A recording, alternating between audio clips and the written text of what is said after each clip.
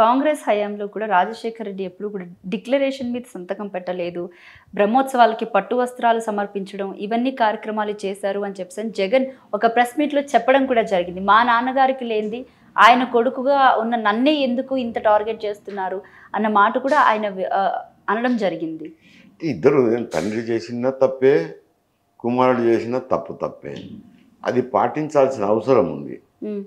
మీ ఒక మతం ప్రాక్టీస్ చేస్తా ఇంకొక దేవాలయానికి పోయినప్పుడు అక్కడున్న ఆచార వ్యవహారాలను నువ్వు పాటించాల్సింది ఉంటుంది.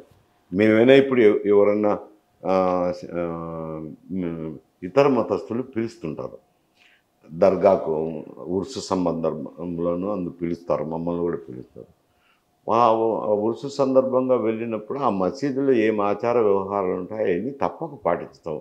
నేను హిందూ మతాన్ని ఆచరిస్తున్నా అక్కడికి వెళ్ళినప్పుడు వాళ్ళ ఆచార వ్యవహార శైలిని మేము గౌరవించాల్సిందే, గౌరవించుతాము. తప్పేముంది, అందులో తప్పేం లేదు. ఎక్కడికైనా చర్చికి వెళ్ళినప్పుడు వాళ్ళ సాంప్రదాయాన్ని ఆచరించుతుంటాం. ఇవి ఎవరు తప్పులు పట్టేదానికి లేదు. ఎందుకంటే మనం రాజకీయంగా ఒక స్థాయికి ఎదిగినప్పుడు వాళ్ళు మనము వారి దేవాలయాలకు కానీ, చర్చిలకు కానీ, మసీదులకు కానీ ఆహ్వానించినప్పుడు ఏదైనా ఒక ప్రోగ్రాం ఉండి తప్పక వారి ధర్మాన్ని పాటించాల్సిందే. హిందువునైనా నేను పాటించనని ఏమంత మడిగట్టుకొని కూర్చోవాల్సిన అవసరం ఏముంది? నువ్వు పూజారి అయితే కనుక వదిలేసి, రాజకీయాలు వదిలేసి క్రైస్తవ మతాన్ని ప్రచారం చేసుకుంటూ తిరగచ్చు మత ప్రబోధకుడిగా. ఎవరు వద్దనరు కదా.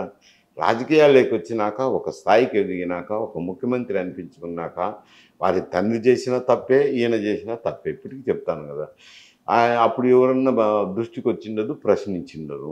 ఇప్పుడు దృష్టికి వచ్చింది కాబట్టి ప్రశ్నించుతారు.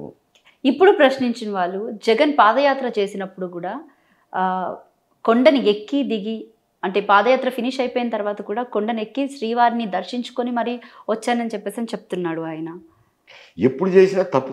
అప్పుడు ఎందుకు చంద్రబాబు నాయుడు ప్రశ్నించలేదు? ప్రశ్నించినారా ప్రశ్నించలేదా అనేది అవతల సమస్య. It is not the bound and duty. TTD board వాళ్ళు కూడా ఎందుకు సంతకం పెట్టించుకోలేదు డిక్లరేషన్ మీద ఆ టైంలో? It is not the duty.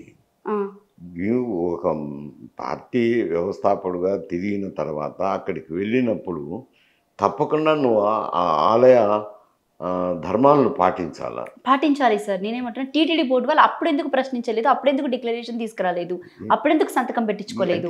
అప్పుడెందుకని ఎవరు అనలేము. 2019 అది అప్పుడు 2019 అయినా ఎప్పుడైనా కానీ ఆచరించాల్సిన పద్ధతి ఉంది. ఆచరించాల్సిన ధర్మం నీ దగ్గర ఉంది. కానీ ఇతరులు ప్రశ్నించలేదని ప్రశ్నించే అవకాశమే లేదు అంటారు. ఒకరు నువ్వు ప్రతిపక్షంలో ఉన్నావు, ఏదో దర్శించుకున్నావు, పోయినావు. అక్కడ ఉన్నోళ్ళు ఎవరన్నా చెప్పిండాలా? చెప్పలేదు. ఇక నువ్వు బెరుబెరా వెళ్తా అంటే ఏమని చెప్తారో చెప్పలేరు కదా.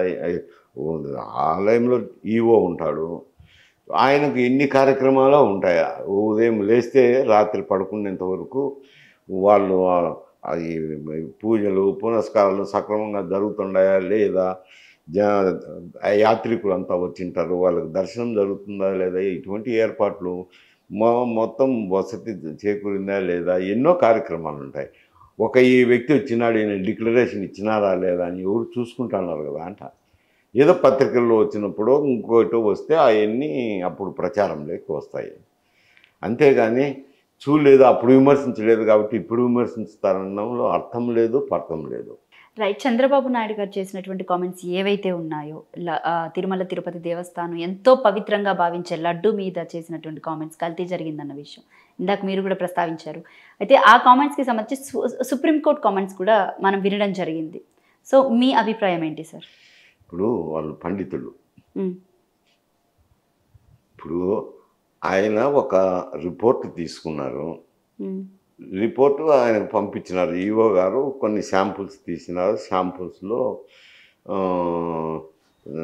మిక్స్ అయినాయి ఇతర ఆయిల్స్ అన్న ఇవి వచ్చినాయి. రిపోర్టు వచ్చినప్పుడు ఆ వాహనాల ట్యాంకర్లను కూడా వెనక్కు పంపించినారు.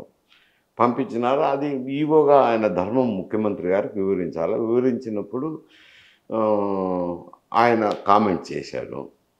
కామెంట్ చేసినప్పుడు ఆ కామెంట్ను సుప్రీంకోర్టు ఏమంటారంటే విచారణ చేయాలి కదా, ప్రూవ్ అయినా కదా నువ్వు మాట్లాడాల్సింది అని కామెంటే లేండి, అదేం తీర్పు కాదు. ఎవరైనా ముఖ్యమంత్రి ఒక అంతరంగికంగా అందరికీ చెప్పారు కదా. ఇప్పుడు ముఖ్యమంత్రి హోదాలో ఉన్నప్పుడు ఆయన కూడా ఎంక్వైరీ లేకుండా ఎలాంటి ఆధారాలు లేకుండా మాట్లాడడం కూడా కరెక్ట్ అంటే మిక్స్ అయింది అయితే కరెక్టే కదా. ఇంతకుముందు కూడా వచ్చినాయి, అదే కంపెనీ ఇంతకుముందు కూడా సప్లై చేసింది. ఇప్పుడు ఎక్కడ మిస్ అవుతున్నారంటే మీరు శాంపుల్ తీసింది మీ ప్రభుత్వ హయాంలో, చేసినప్పుడు ఆ శాంపుల్ డిఫెక్ట్గా వచ్చినాయని ఆయన అన్వయించుకునేది ఏమని అంటే, ముఖ్యమంత్రి గారు అన్వయించుకునేది గతంలో కూడా ఆర్ఆర్ మిల్క్ సప్లయర్సే ఉన్నారు. ఆర్ఆర్ మిల్క్ ఆల్ఫా వాళ్ళు ఉండేవారు, నందిని వాళ్ళు ఉండేవారు. అదే వాళ్ళు సప్లై చేసినారు కాబట్టి గతంలో కూడా ఇట్లా కల్తీ ఆయుధం పంపినారా అని ఆయన కామెంట్ చేశాడు అనుకోండి. కామెంట్ చేసినాక సరే అదే దాని మీద సిట్టు కూడా వేసినాడు కదా. విచారణ జరపండి, మూలాలు కనుక్కోండి, దోషులను శిక్షించండి అనే దానికే సిట్ వేసినారు. నువ్వు ముందే ఎందుకు కామెంట్ చేసినావు, మనోభావాలు దెబ్బతింటాయి కదా అని వాళ్ళు జడ్జిలు మామూలే. ఇవన్నీ వాళ్ళు చెప్పేది అన్నీ ప్రతి ఒక్కటి ఆచరించుతా చూస్తూ పోతుంటారా.